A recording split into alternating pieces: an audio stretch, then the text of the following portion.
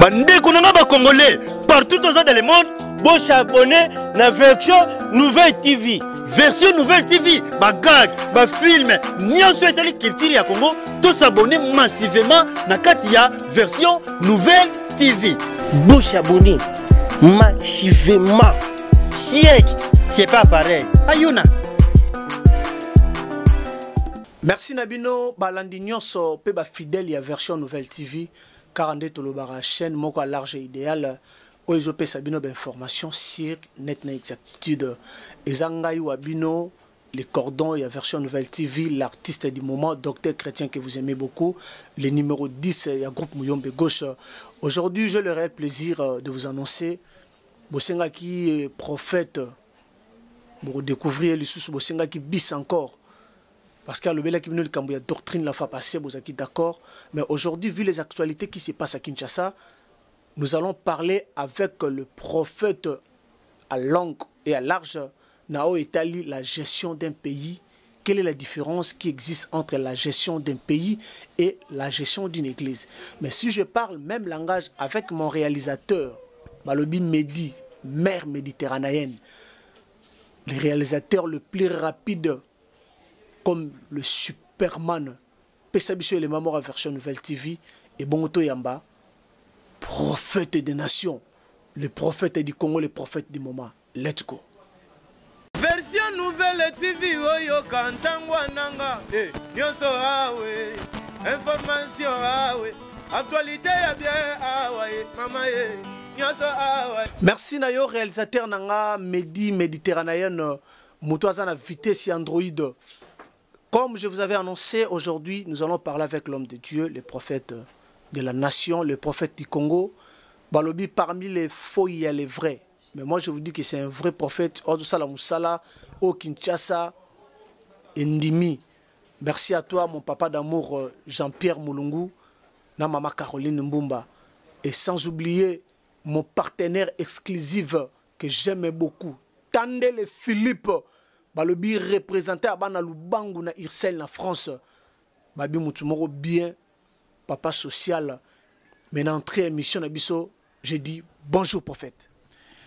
Ouais, bonjour Cordon, bonjour vraiment que Dieu soit loué surtout Koutani Soulilo. Zamba Pambola biso. Moi rappelle Kande Zalaka, Kombozanani osa représenté l'église Nini. Batubayeba naebi ke bana poto basenga ki business mission to sala ki sur les fondements de l'église, mais moi rappelle pe ça bien. Oui, moi c'est le prophète David Basomboli. Nazali visionnaire ya église le Vendoria, juste ici à Kinshasa, dans la commune Ngiringiri. C'est là où que le Seigneur nous a donné pour œuvrer. Merci beaucoup. To ko pena na résidence na yo à pied levé. Yo moko sutuka ki pena équipe ya version Nouvelle TV parce que biso version Nouvelle TV qualité na biso eza tozolanda ba abonné na biso tozolanda ba invité na biso tina banda ko salo ndenge ni nde to ko zwa yo à pied levé na kata résidence na. Oui, j'ai été surpris bon tellement na Bonzambe il n'y a pas de surprise, tout a été organisé par le Seigneur. Zamba e bakandenge ni na bongisa makambo nyoso ayaba ke lelo to kutana pe lelo to ko solola. C'est ça vraiment. Les lots toko solo la toko tana thème na biso du jour. Prophète David Basomboli. Quelle est la différence qui existe entre la gestion d'un pays et la gestion d'une église? Bon, d'abord, la première des choses, il faut d'abord savoir comment dichotomiser le mot gestion. C'est ça. Gestion, c'est la manière de gérer. La gestion, c'est la manière de gérer, de diriger. Parce qu'on gère quand on a le pouvoir. On dirige quand on a le pouvoir. Maintenant, différence cause à la façon dont on doit diriger un pays et la façon dont nous devons diriger une église. Église ezali rassemblement ya bato obandimi kolo yezuloko la mobikisi na bango. Maintenant eza pays ezali eteni ya mabele oyo kolo apesi biso na kati ya mabele ya mokili. Maintenant, to sengate que tozala ba Congolais. Mais to koma ba Congolais par rapport ya kolinga na Zambi. Nde sali ke tozala ba Congolais. Maintenant, façon maintenant au Congo ekoki kozala diriger to pays ekozala diriger, je ne pense pas par rapport à inspiration de Dieu que muto yaza ko diriger église azana facilité à ko gérer pays. Do mutu o yazana aza diriger pays azana facilité à ko diriger église, jamais. Ezali deux choses tellement différentes. Ok, ekoki jamais kokutana na nzela na yango ya etambweli. Maintenant, tout est dirigé na pouvoir mokoboy. Pouvoir. Parce que quand la Bible déclare que toute autorité vient de Dieu. Maintenant, il faut maintenant chercher à savoir quelle est l'autorité qui vient de Dieu. Parce qu'il y a aussi des autorités qui viennent des hommes. Oyo batu bazo pe sabato bokonzi po bazala bakonzi. Pe ezana bokonzi o eza ko uta direct pa ya Nzambe. Omoni na kati ya Bible dans le temps jadi, pour être un roi et non qu'il faut à la voter na batu. Pour être un roi, c'est le Seigneur qui impose sa volonté.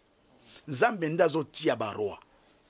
Somme tozongi na kati ya Bible, omona ke Saul abando tambola luka ba nesi ya papa na ye. Maintenant la kati ya parcours ko luka ba nesi ya papa na ye, arrivé quelque part. Zambazo diriger ye pa ya prophète Samuel. Tango azako diriger ye, déjà ebisi prophète Samuel que j'envoie quelqu'un. Azako ya sikoyo.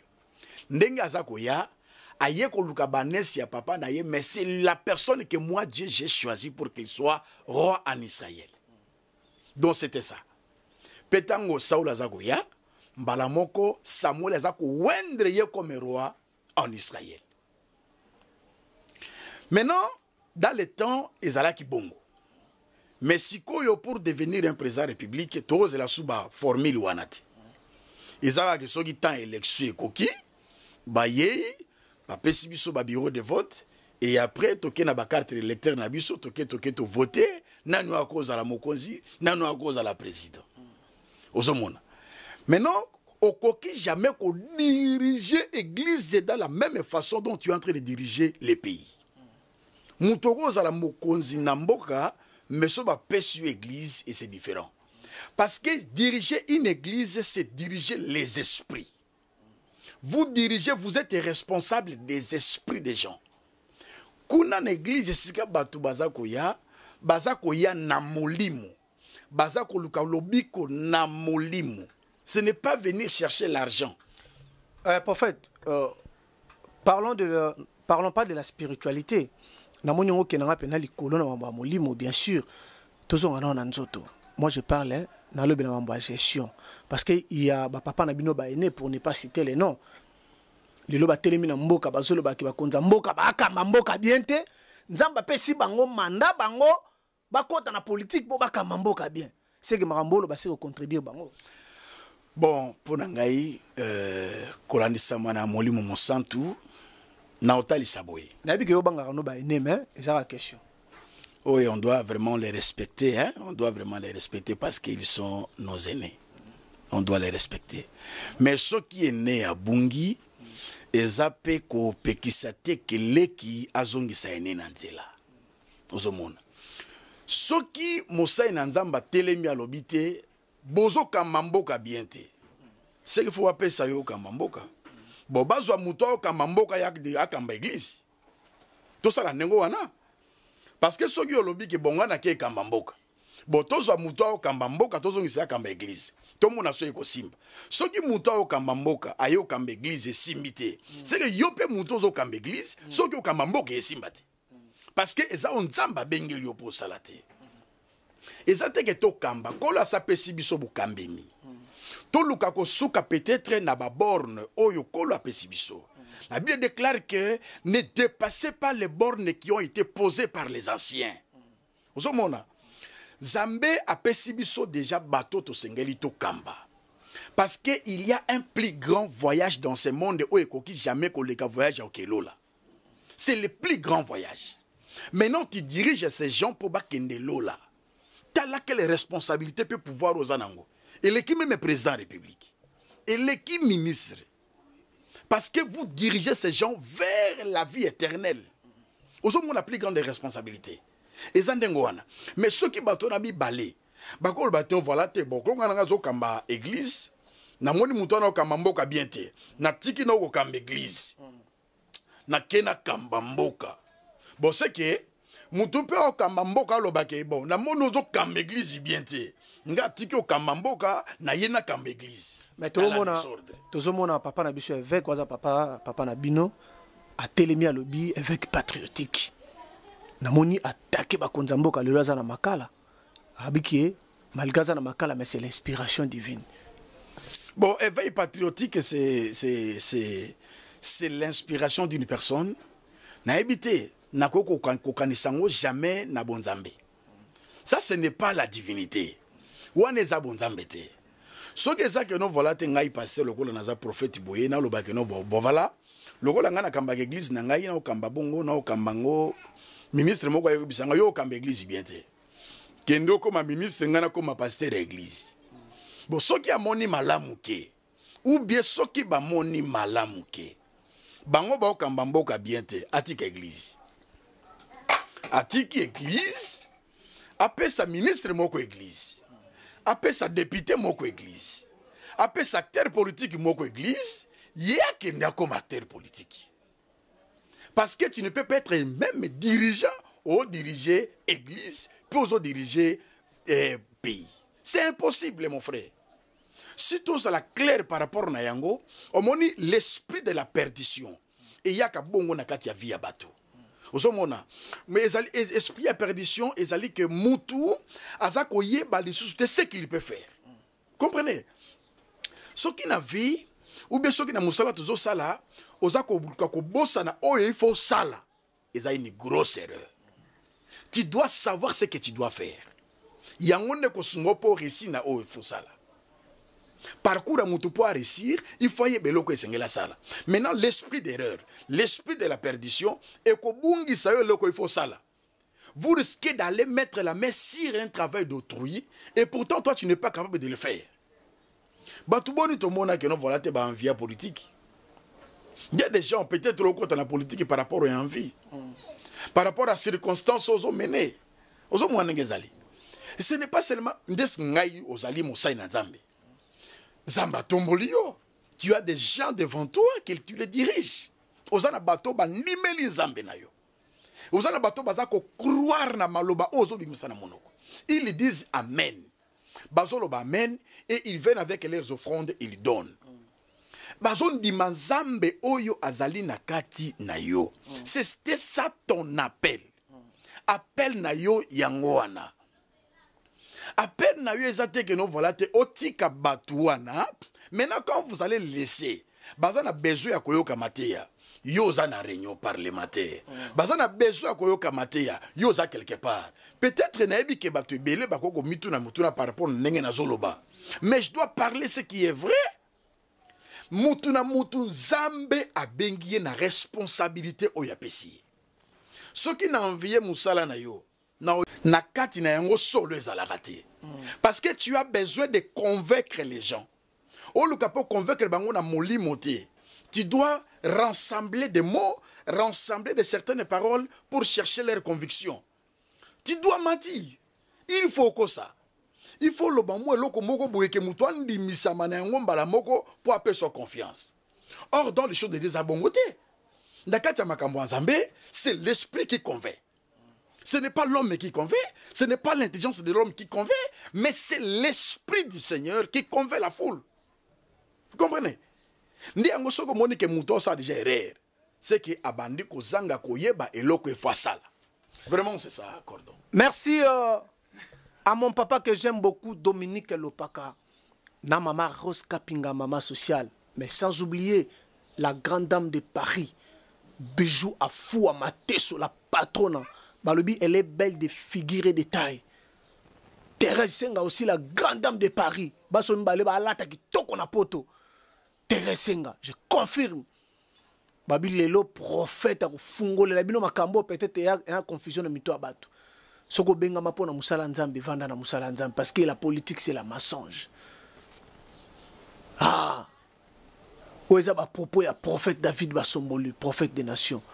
Si je parle même langage avec mon réalisateur Mehdi, pesa biso le même version nouvelle TV et bon on continue l'émission. Let's go.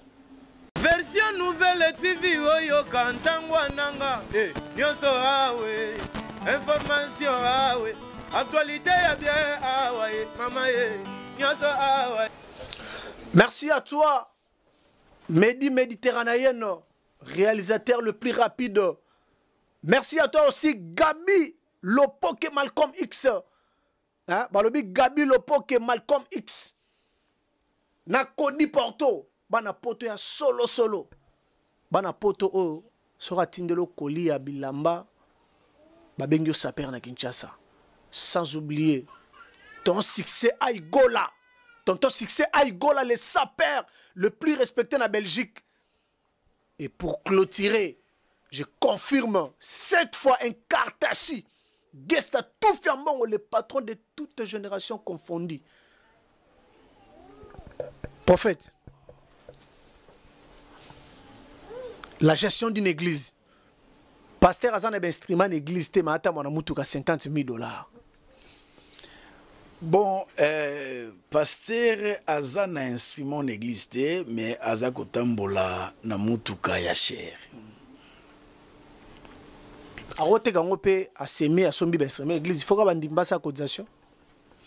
Bon, d'abord, il faut que gérer l'église, c'est mon travail. Et ça, mon sala nangai. À part ce travail, tu n'as pas autre travail. Oza mon sala mon soutien. Loko les am musala o yonzamba pesi yo po sala yango. Ozo souci nango. Ozomona. Parce qu'il y a des hommes de Dieu qui ne dorment jamais, bala la gâté, uniquement pour n'associer à l'église. Si l'église n'a pas foutu loyauté, il est mal à l'aise. Bon, et ça peut dans mon sous azo sala yango uniquement pour compléter uniquement que non voilà bon, nazana peu mon sala nzambe. Parce que ezana balolenge belé. Parce que être appelé pour servir Dieu dans le ministère, c'est un travail que Dieu donne à une personne. Aux yeux on a si à monter manayo, aux yeux souci à musalawana. Oye bakeno voilà te batoua nozo mema bango quelque part. Et sa responsabilité nzamba pesio. Pour que na batoua no komanda bango quelque part. Nanu batoua na ba comité yoza na kimiate. Nous comprendre que mutoa na souci na mutoa na soucité. Et ça difficile que ba comme un objectif moko. Nde ozomona ke non voilà te munako préféré na za na mutuka ya cher ya bien mais église même micro et cause à la té. Ozomona micro ezate mais j'ai une voiture que je suis en train de rouler avec. Or mbongo na soma mutuka na ko soma ngo eta ba micro bien mixeur na soma ngo bien instrument église. Tu vois ça? Et ça dépendre maintenant souci au mutuka ko zwande zo dépendre na appel o ya sué pa nzambe. Parce que ozomona ke mutu azo souci à œuvre de Dieu. Comme son travail, comme sa vie. À part ce travail-là, tu n'as pas autre travail que tu le fais. Le gros souci à Moussala Nanzambe, au linga même que la nzala. Pour Moussala wana, ezala stable. Pour Moussala wana, ezala bien. Donc vraiment, c'est vraiment ça. Et ça, un message moi écoute awa, balobi le grand Libanais noir, Gelor Gema, le patron de toute génération confondue. Abina toutes nos questions. Ba pasteur lelo bazo konane ba konza mboka bazo gérer mboka bien te.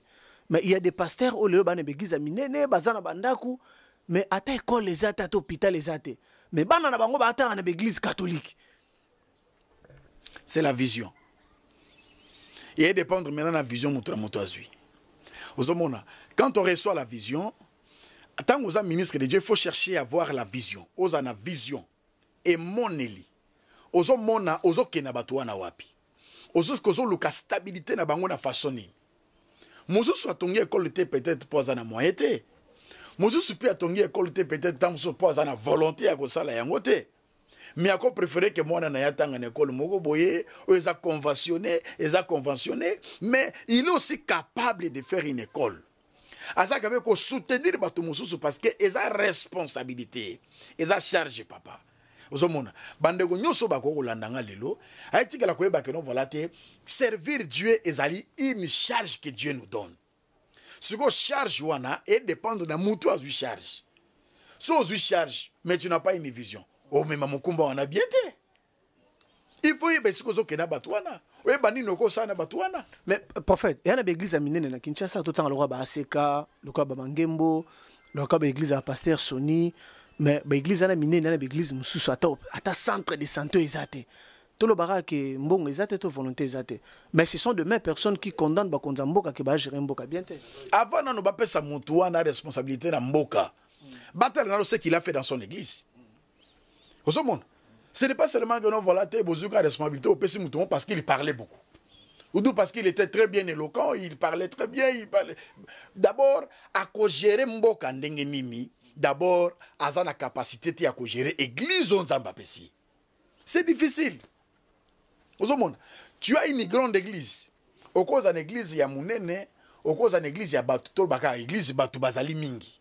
Na église wana, ozana soutien makasi, bazo soutenir yo. On s'appelle la facilité et l'autre cause qu'on envie pas tu peux le faire. Au cause ça l'angoisse pas nayo. Comme d'abord l'école, l'hôpital.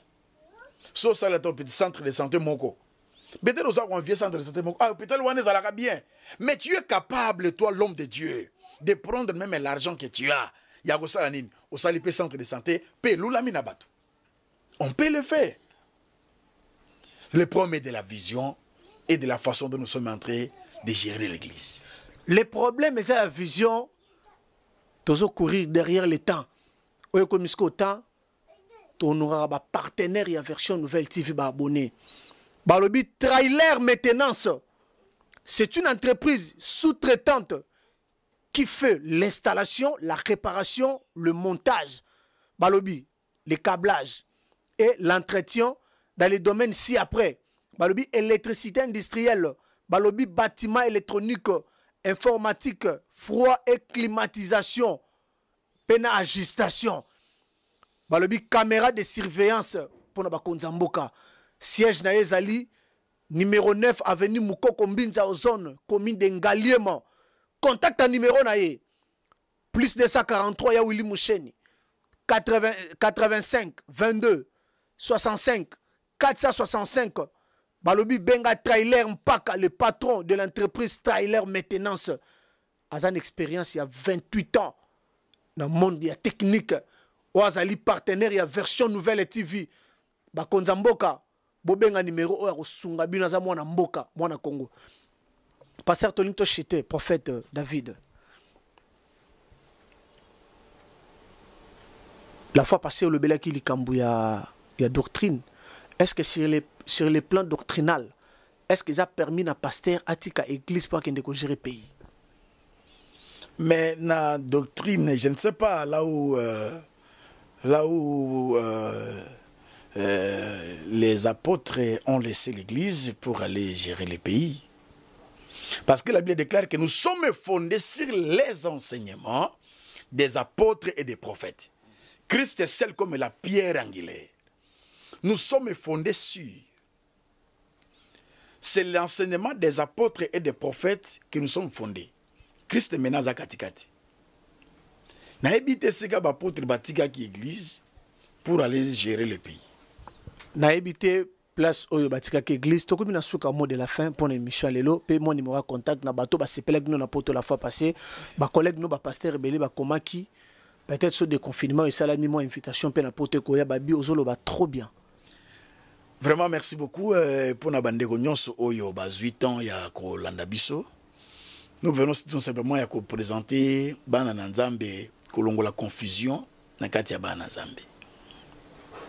Responsabilité na ngai na kotika yango te pona ke na lula ya ministre moko to ya député moko za quelque part. Pona nini po yesika zali alula ka ya ngai te. C'est mutu na mutu azana part ya responsabilité nzamba pesi. Je pense qu'il y a un de Tolobelaki. Que Dieu vous bénisse. Que Dieu bénisse tout le monde. Nzambe pambola yo cordon afin que na équipe mobimba oyo kutu ya version nouvelle TV oyo memelinga na ndaku lelo sika nzama pambola mutu nyonso oyo elande biso. Je bénis que les hommes de Dieu soient bénis partout sika balande biso. Je salue de loin l'apôtre Charles Moukeba qui nous a suivis. Naebi ke akoyo kanenge nini leki na ye azako koloba naebi ke kozali pamboli susu makasi ponaye. Je bénis Dieu, je salue aussi ma femme, mon épouse, ma très chère épouse que j'aime beaucoup, maman Gisèle Dilanda Basomboli na bébé nangai Eduarda Basomboli. Vraiment, nous avons pambola basala nzambe nyonso de loin et de près qui nous ont suivis. Numéro nangai à contact Zaliz plus 243. Ouais, voilà. Plus 243 81 220 24 78. So lingi ko bengangai directement c'est aux Zwangai Moko et Painazali. Vraiment que Dieu bénisse. Basala nzambo bokomela kibiso, je crois prophète David Basombola pesi numéro. Quant à moi na komi na suka Bambote nanga suka kaka pa mon papa d'amour Jean-Pierre Molongo na maman Caroline Mbumba, sans oublier mon partenaire exclusif balobi Touré Yamaga Trésor pour tout Touré Yamada. Touré Yamada. Trésor pour tout yo yebinde to solo laka, sans oublier aussi mon ami Bangala, sans oublier aussi balobi Yemoko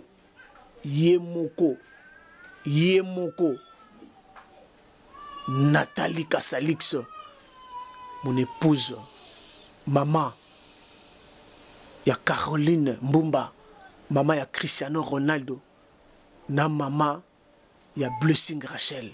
Quant à moi, je vous dis au revoir, à la prochaine numéro. Ciao.